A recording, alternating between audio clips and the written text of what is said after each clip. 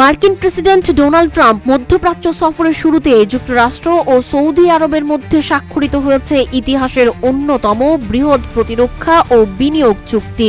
রিয়াদে আয়োজিত সৌদি মার্কিন বিনিয়োগ ফোরামে এই চুক্তির মধ্য দিয়ে উভয় দেশের মধ্যে কৌশলগত অংশীদারত্ব আরও জোরদার হলো। 3 দিনের মধ্যপ্রাচ্য সফরের অংশ হিসেবে সৌদি আরবের রাজধানী রিয়াদে পৌঁছান মার্কিন president Donald Trump.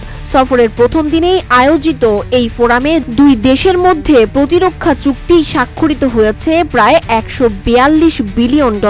White house একে ইতিহাসের সবচেয়ে বড় সামরিক সরঞ্জাম বিক্রির চুক্তি হিসেবে বর্ণনা করেছে।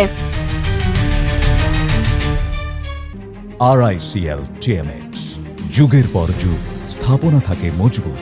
চুক্তি স্বাক্ষরের সময় উপস্থিত ছিলেন সৌদি যুবরাজ মোহাম্মদ বিন সালমান। তিনি জানান, এই চুক্তি সৌদি আরব ও যুক্তরাষ্ট্রের মধ্যকার দীর্ঘ বাণিজ্যিক সম্পর্কের প্রতিফলন। শুধু প্রতিরক্ষা খাতেই নয়, বিনিয়োগের ক্ষেত্রেও বড় অঙ্কের ঘোষণা এসেছে ফোরামে।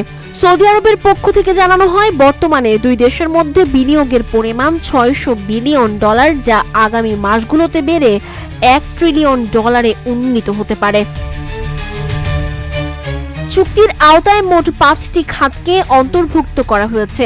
এগুলো হলো বিমান বাহিনীর আধুনিকায়ন ও মহাকাশ সক্ষমতা, আকাশ ও ক্ষেপণাস্ত্র প্রতিরক্ষা ব্যবস্থা, সমুদ্র ও উপকূলীয় নিরাপত্তা, সীমান্ত নিরাপত্তা, স্থলবাহিনীর আধুনিকায়ন এবং তথ্য ও যোগাযোগ ব্যবস্থার উন্নয়ন।